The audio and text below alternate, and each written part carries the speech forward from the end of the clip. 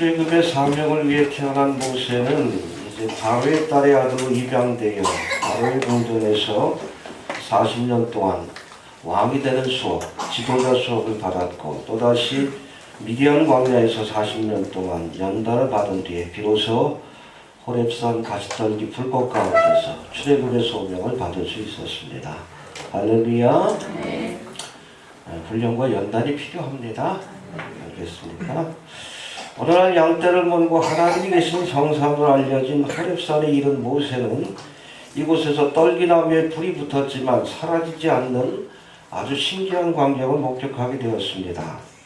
떨기나무에 불이 붙으면 금방 타올라 재가 되는 것이 상식인데 이 나무에 붙은 불은 꺼지지 않았다라고 했습니다. 왜입니까?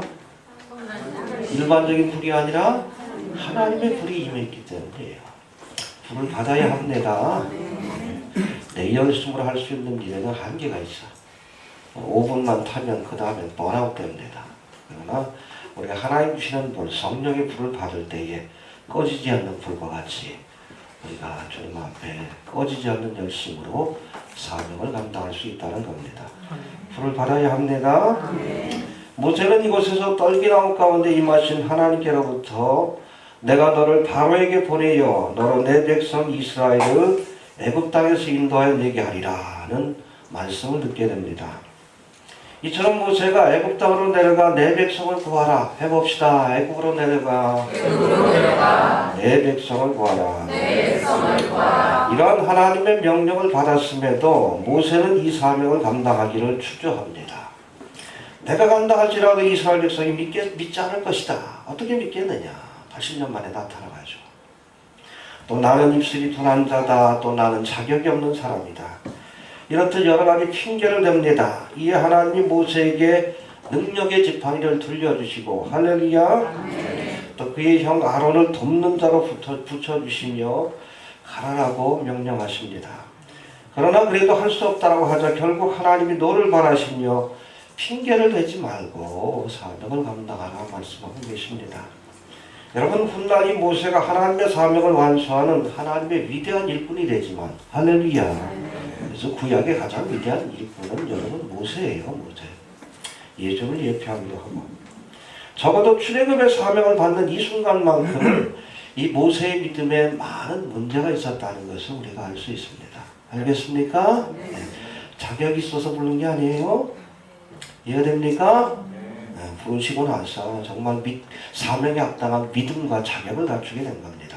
알겠습니까? 네, 뒤에 또 한번 살펴봅시다.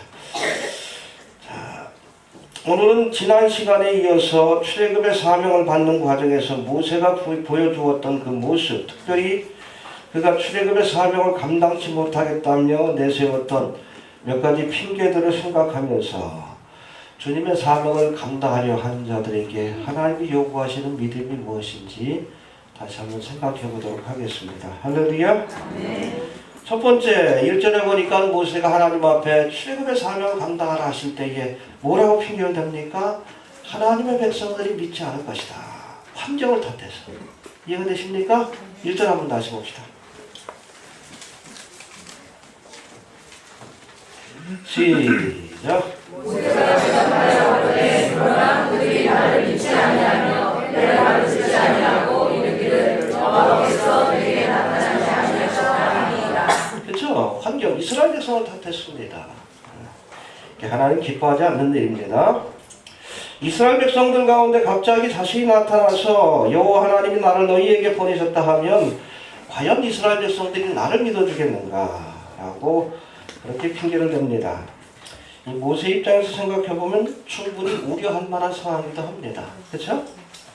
이에 하나님은 모세에게 세 가지 표적을 보여주시면서 이스라엘 백성이 이 표적을 보면 너를 믿게 될 것이다. 해봅시다. 세 가지 표적을 보여주셨다.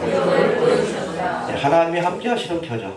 또 다른 말로는 하나님께서 이스라엘을 구원하실 것이다라는 그 능력을 나타내는 세 가지 표적을 보여주셨어요. 이전에 잠깐 이 세 가지 표적들에 대해서 또 그 의미에 대해서 한번 생각해 봅니다. 우리 2절부터 4절까지 한번 먼저 봅니다. 첫 번째 표적 시작. 여호와께서 그에게 이르시되 너희 것이 무엇이냐 그가 그를 지팡이니라. 여호와께서 가라사대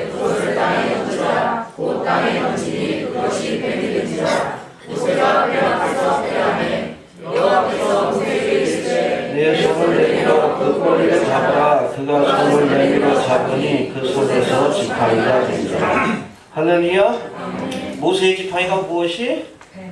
그렇죠. 또 뱀으로 변한 그 지팡이를 꼬리를 잡으니 다시 지팡이로 바뀌어지는 기적이 나타났습니다.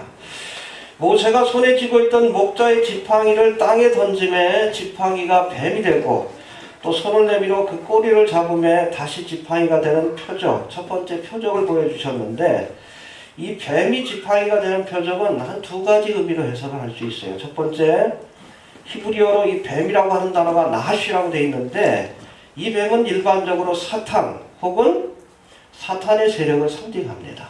알겠습니까? 예, 창세기에도 보면 누가 미혹했어? 그렇죠. 옛뱀, 요한계시록에도.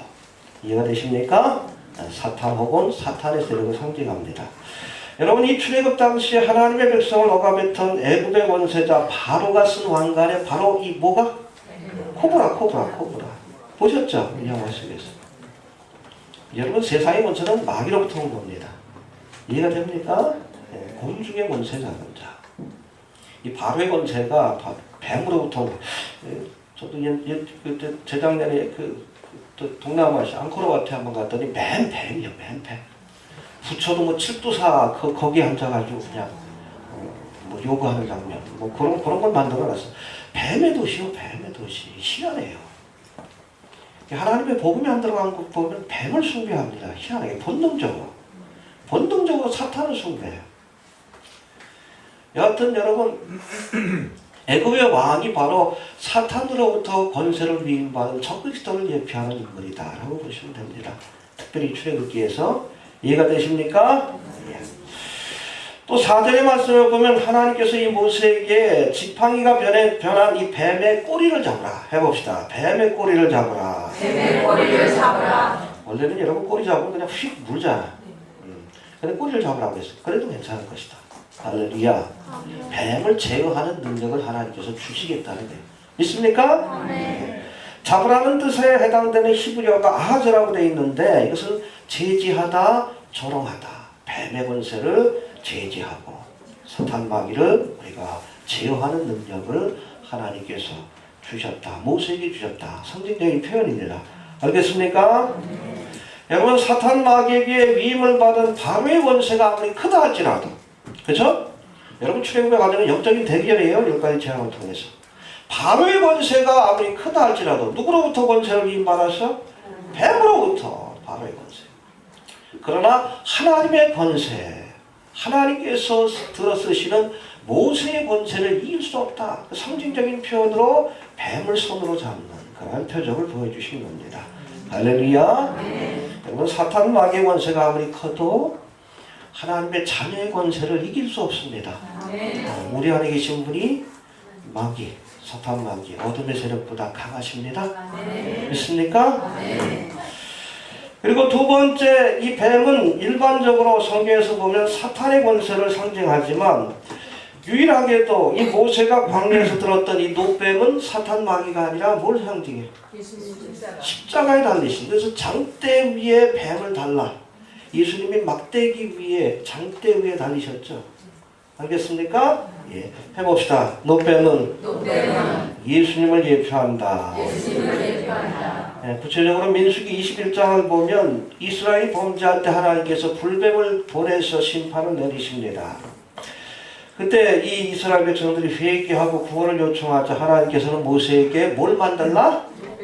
노뱀을, 이 불뱀하고 똑같이 생긴 노뱀을 만들어서 높은 장대 위에 달아라. 그리고 누구든지 이것을 보면 비록 불뱀에 물렸다 할지라도 구원을 얻으리라. 할렐루야. 보기만 하면 구원받는 역사. 오늘날도 마찬가지예요. 예수님의 십자가를 바라보기만 하면. 할렐루야. 오직 은혜입니다. 자꾸 착각을 해. 스스로 구원할 수 없어요. 그러니까 예수님이 십자가를 지신 거예요. 보는 자는 구원을 얻으리라. 해봅시다. 보는 자는 구원을 얻으리라. 지금도 마찬가지예요. 예수님의 십자가를 바라보는 자, 나를 위해서 대속의 십자가를 지신 예수 그리스도를 바라보는 자, 누구든지 예수를 믿기만 하면 구원받는 하나님의 은혜가 임하는 거예요. 노뱀은 바로 예수님을 상징합니다. 할렐루야. 그런 의미에서 살필 때에 뱀으로 변했다가 또다시 나무로 변한, 그렇죠? 여기서도 나무가 등장하고 뱀이 등장합니다. 뱀도 장대가 나무죠. 장대가 등장하고 뱀이 등장합니다. 그런 의미에서 살필 때 뱀으로 변했다가 다시 나무로 변한 이 모세의 지팡이는 훗날 모세가 광야에서 들었던 놋뱀, 장대 위에 높이 들었던 놋뱀, 즉 예수님의 십자가를 예표하고 있다라고 볼 수 있는 겁니다. 할렐루야.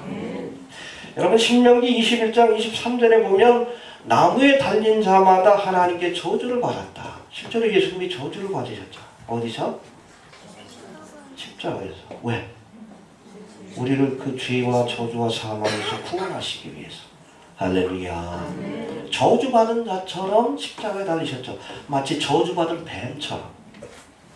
이해가 되십니까? 이게 아담과 하와를 타락시켜서 뱀이 하나님께 저주를 받죠. 그렇죠? 그래서 땅으로 몸으로 기어다니게끔 되고 흙을 먹을지니라 저주를 받는데 마치 저주받은 놋뱀처럼 예수님이 장대에 매달리셨어요. 네, 우리를 구원하시기 위해서. 할렐루야. 예. 여러분 출애굽의 과정에서 모세가 뱀에서 나무로 변한 능력의 지팡이를 가지고 이스라엘 백성을 구원했던 것처럼. 할렐루야. 하나님의 능력을 상징합니다. 모세의 지팡이는. 오늘날에는 광야의 놋뱀처럼 예수님이 달리신 십자가가 바로 우리를 구원하는 하나님의 능력임을 믿으시길 바랍니다.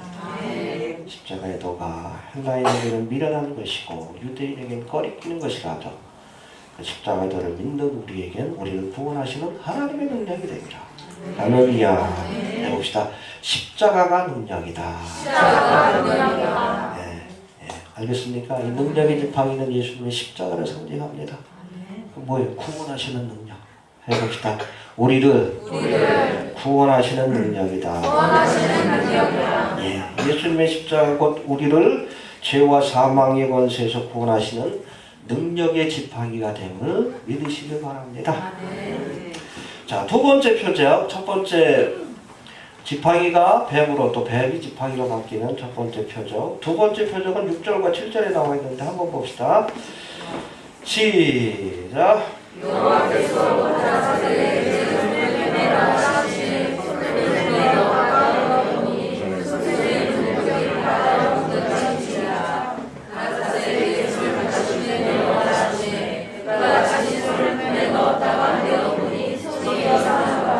예, 품에 넣어보니 문둥병이 바라고 또 다시 품에 넣으니 문둥병이 치료되는. 해봅시다.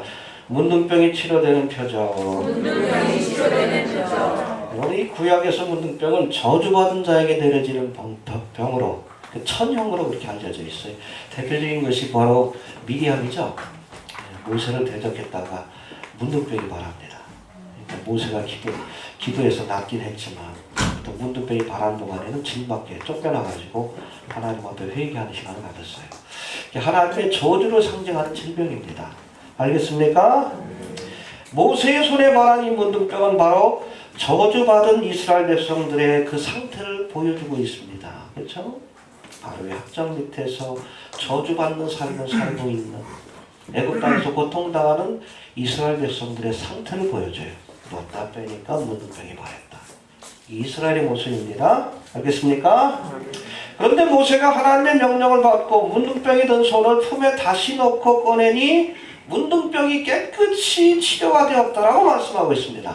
할렐루야. 네. 이스라엘 백성이 지금 애굽 땅에서 저주받은 삶을 살고 있지만 장차 하나님께서 이 저주와 고통으로부터 저들을 구원하실 것을 보여주신 표적이에요. 할렐루야. 믿습니까? 특별히 여러분 이 구약의 규례들을 보면 어떤 사람이 문둥병이 들리게 되면 우리 레위기 13장에 전체에 잘 나와 있는데 자세하게 그때부터는 희한하게도 마치 죽은 사람 취급을 받습니다. 해봅시다. 죽은 사람 취급을 받는다. 네, 우리가 지체를 만지면 부정하게 됩니다. 구약의 규례예요. 그래서 무슨 절기 때 6월절 같은 절기 때 시체를 만지게 되면 6월절에 참여를 못합니다. 그러니까 6월절이 시작되기 전에 빨리 그 시신을 예수님의 시신을 내리라고 그래가지고 강도들은 다리를 꺾었고 안 죽으니까 빨리 죽게 만든 거예요. 예수님 보니까 먼저 죽었거든요. 그러니까 확인하려고 차로 찌른 겁니다. 왜? 시체를 만지면 부정하기 때문에 부정한 자는 하나님의 거룩한 성리에 참석할 수가 없는 거예요. 여하튼 문둥병도 똑같아요. 시체를 만지면 부정하게 되었던 것처럼 문둥병자와 접촉을 하면 부정하게 돼요. 심지어 문둥병자가 만졌던 이런 컵이라든지 이런 것들을 만지면 부정하게 됩니다. 이 시체하고 똑같이 취급을 받습니다. 그래서 우리 레위기 13장 45절에 보면 문둥병으로 판정된 사람들은 길을 갈 때도 옷을 찢고 보이게끔 하는 겁니다. 일부러 또 머리를 산발하고 프로에치라고 되어 있습니다. 윗입술을 이렇게 가리면서 사람들이 다가오면 부정하다, 부정하다. 머리를 산발하고 그렇죠? 옷을 찢고 윗입술을 가리면서 그 모습 보면 좀비 같잖아요. 그렇죠? 살았지만 죽은 자 취급을 받는 겁니다. 또 사람이 죽으면 그 시체를 진 안에 두면 안 돼요. 진 밖에. 영문 밖에. 그런 뜻이에요. 시체를 여러분 사람들이 사는 곳에 두면 안 됩니다. 그 밖에.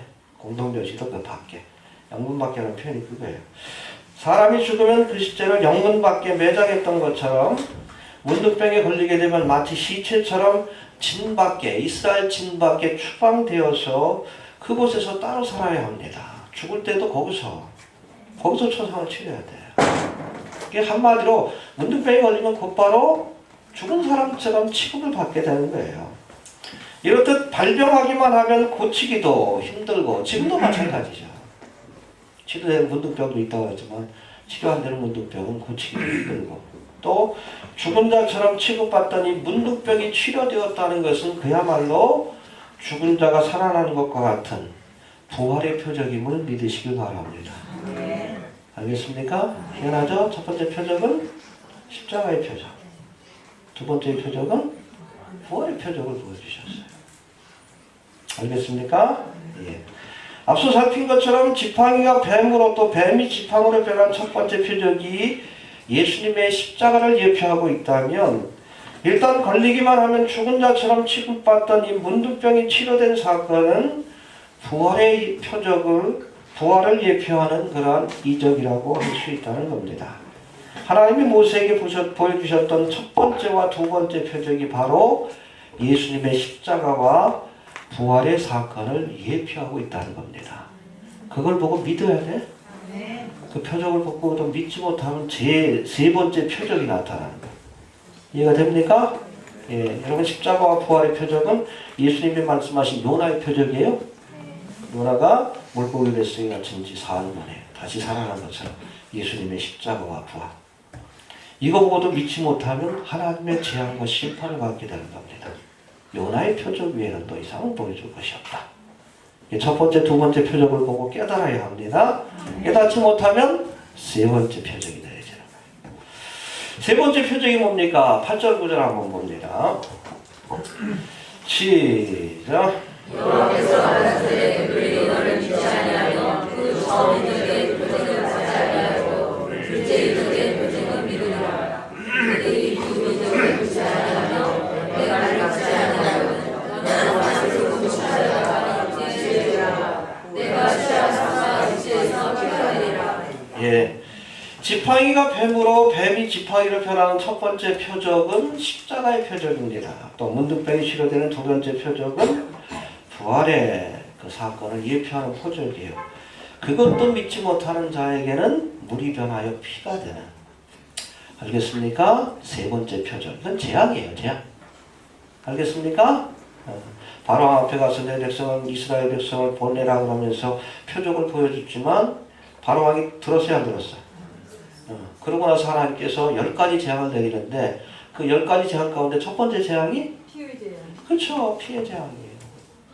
세 번째 그 표적은 우리가 십자가와 부활의 사건을 우리가 보고도 그렇죠? 하나님의 복음의 소식을 듣고도 깨닫지 못하는 자에게는 세 번째 표적 10가지 재앙으로 상징되는 하나님의 환난과 심판을 피할 수 없다는 것을 보여주고 있습니다.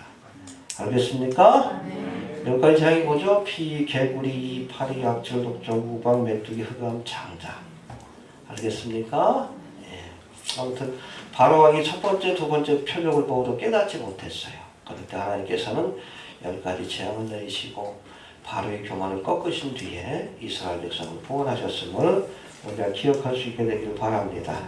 알겠습니까? 지금 우리가 십자가와 부활에 관한 말씀, 첫 번째, 두 번째 표적, 예수님의 십자가와 부활을 보고도 믿지 못한다면, 하나님의 복음을 듣고도 믿지 못하는 자들은 결국 세 번째 표적인 하나님의 재앙과 심판을 피할 수 없다는 것을 기억할 수 있게 되길 바랍니다. 애굽 땅에는 10가지 재앙. 그러나 지금 우리가 하나님의 복음을 거절한 자들에게는 7년대 환난, 일곱인과 나팔과 대접의 재앙으로 이어지는 주름한 심판과 재앙을 피할 수 없음을 믿으시길 바랍니다. 알겠습니까? 세 번째 표적이 임하기 전에, 즉 환난과 재앙이 우리 가운데 임하기 전에 첫 번째와 두 번째 표적, 바로 예수님의 십자가와 부활을 우리가 바라보면서 우리가 예수를 구세주로 인정하고 은혜의 자리, 구원의 자리에 서기 위해서 애써야 한다는 이야기입니다. 할렐루야! 네, 해봅시다. 첫 번째와 두 번째 표적을 보고 믿어야 한다. 그렇지 않은 자에게는 세 번째 표적, 하나님의 재앙과 심판이 내려진다는 것을 기억할 수 있게 되길 바랍니다. 여러분, 이렇게 자신의 무능함을 하나님 앞에 고백했을 때에 하나님께서 모세에게 뭘 들려주셨어요? 능력의 지팡이. 할렐루야. 능력의 지팡이 들려주시고 가라 하십니다. 순종해야 될 터인데 또 핑계를 댑니다. 뭐라고 핑계를 댑니까? 이번에는 내가 말을 못한다. 자신의 어눌함을 핑계를 댔어요. 10절부터 11절까지 한번 봅시다. 시작. 모세가 여호와께 구하여 주여 나는 원래 말이 듣지 못하시다가 주께서 주의 종에게 명하신 적에도 그러하니 나는 입이 뻑뻑하고 가부는 자니라. 여호와께서 그에게 이르시되 누가 사람의 입을 씌웠느냐 누가 벙어리나 빗머리나 눈발을 찾아 속에 있게 하였느냐 나는 여호와가 아니냐. 이제 가라. 내가 내 입과 함께 있어서 할 말을 마치리라. 아멘. 모세가 자신의 무능함을 핑계대자 하나님께서는 세 가지 표적을 보여주시고 능력의 지팡이를 들려주시면서 가라 하십니다. 그러자 이번에는 모세가 자신의 어눌함을 핑계대며 또다시 할 수 없다라고 그렇게 말합니다. 이 하나님은 모세의 형 아론을 붙여주며 그가 네 입을 대신할 것이다 라고 말씀하시며 가라 하십니다. 할렐루야. 예. 사명을 감당할 수 있도록 능력의 지팡이를 들려주셨을 뿐 아니라 모세를 돕는 아론을 붙여주셨습니다. 해봅시다. 능력을 주시고 일꾼을 붙여주셨다. 할렐루야. 순종하고 가면 돼. 그럼 필요하면 능력도 주시고 필요하면 하나님께서 돕는 자들도 만나게 하셔서 감당케 하십니다.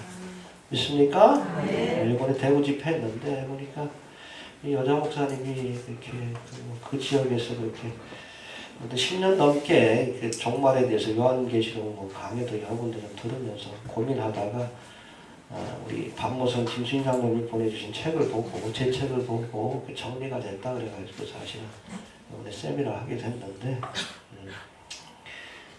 사람을 통해서 역사해요 하나님께서. 저도 뭐 러시아에서 선교사역 할 때도 그렇지만 거기 계신 분들한테 열심히 전했습니다. 할렐루야.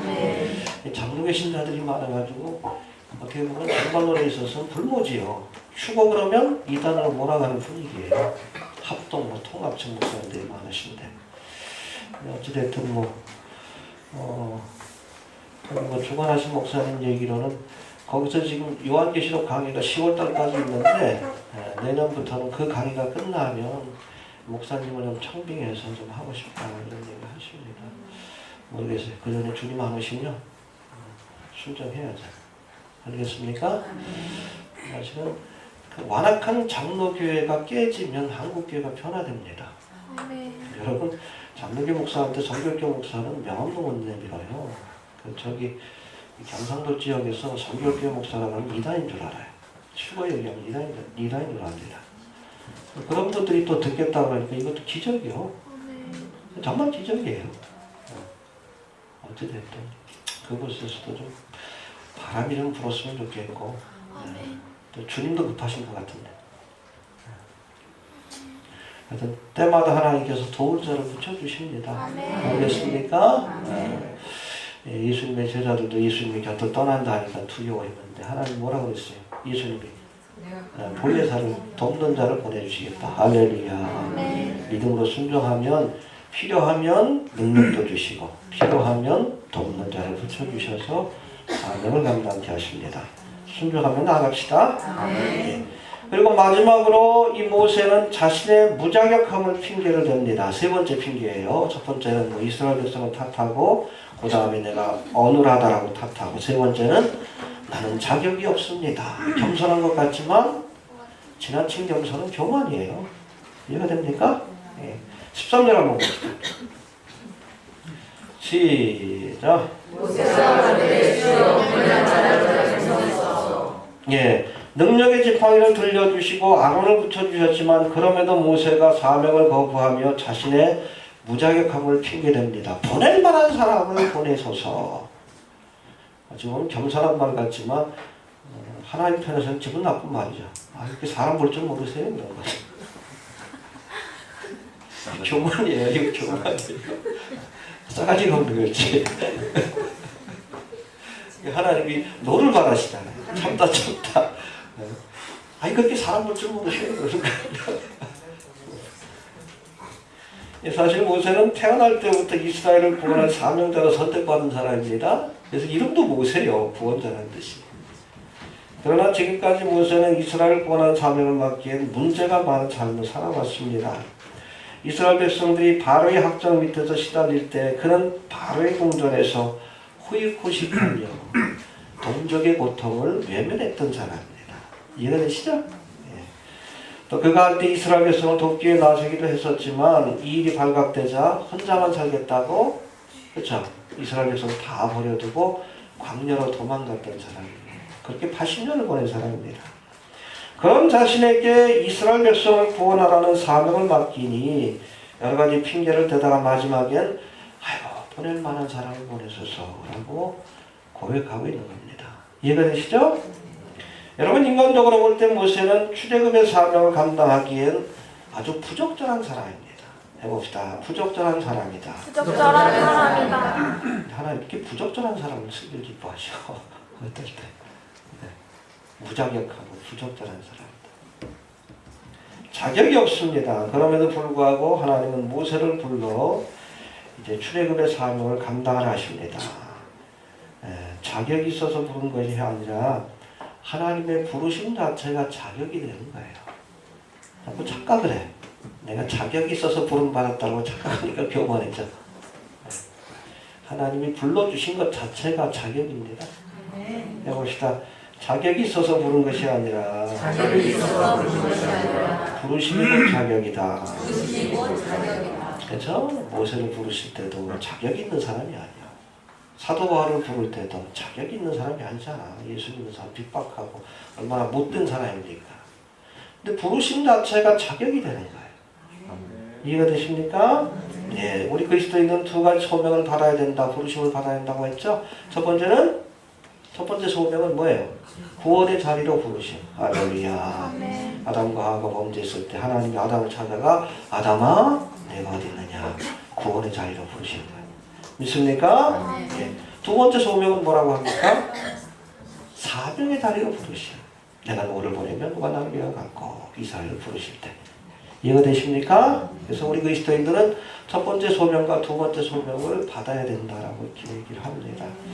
그런데 여러분, 이 첫 번째 소명이나 우리가 구원의 자리로 부름받았을 때나 두 번째 소명이나 우리가 사명의 자리로 부름받을 때나 모두가 내가 자격이 있어서 부르신 것이 아니라는 거예요. 착각하지 맙시다. 내가 구원받을 자격이 있어서 부르신 게 아니에요. 이 사명을 감당할 만한 자격이 있어서 부른 게 아닙니다. 알겠습니까? 반대로 하나님이 불러주셨기 때문에 우리가 구원의 자격을 얻게 되는 것이고, 할렐루야? 하나님이 불러주셨기 때문에 사명의 자격을 얻게 되는 거예요. 알겠습니까? 그래서 저도 신학교 갈 때 두 가지를 물어봐요. 구원의 확신이 있느냐, 첫 번째 소명, 사명의 확신이 있느냐, 하나님의 부르심이 있느냐. 그게 제일 중요하기 때문에 그래요. 성적이 중요한 게 아니라. 그거 없이 목사가 되니까 다 엉뚱한 짓 하지. 이해가 되셔요? 구원을 주신 것도 사명을 주신 것도 일방적인 하나님의 선택이요 하나님의 은혜라는 것을 기억할 수 있게 되길 바랍니다. 율법주의의 잘못이 뭡니까? 하나님의 은혜를 가리워요. 자기 의를 드러내므로 하나님의 의를 부정합니다. 여러분, 내가 자격이 있어서 의로워서 부른 게 아니라 부르심 자체가 하나님께서 주시는 자격임을 믿을 수 있게 되길 바랍니다. 알겠습니까? 네. 결론적으로 좀 정리합니다. 모세를 불러 출애굽의 사명을 맡길 때 모세는 자신의 무능함을 핑계댑니다. 그러자 하나님은 그의 오른손에 능력의 지팡이를 돌려주시며 가라고 명령하십니다. 할렐루야. 능력의 지팡이를 갖고도 자신의 어눌함을 핑계대자 이번엔 그의 형 아론을 붙여주시며 가라 하십니다. 능력의 지팡이를 들려주시고 돕는 자를 붙여주심에도 그렇게 할 수 없다고 하자 이번엔 하나님께서 자격이 있어서 부른 것이 아니라 부르심 자체가 자격이라고 말씀하고 계십니다. 할렐루야.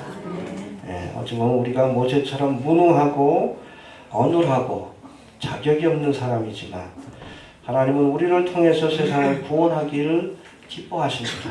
할렐루야. 더 이상 핑계대지 말고, 그렇죠?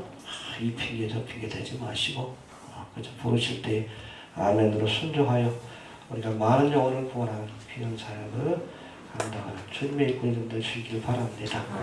알겠습니까? 네. 해봅시다. 자격이 있어 부른 것이 아니라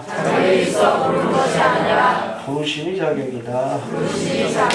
네, 주신 말씀 붙들고 다 같이 통성으로 기도합니다.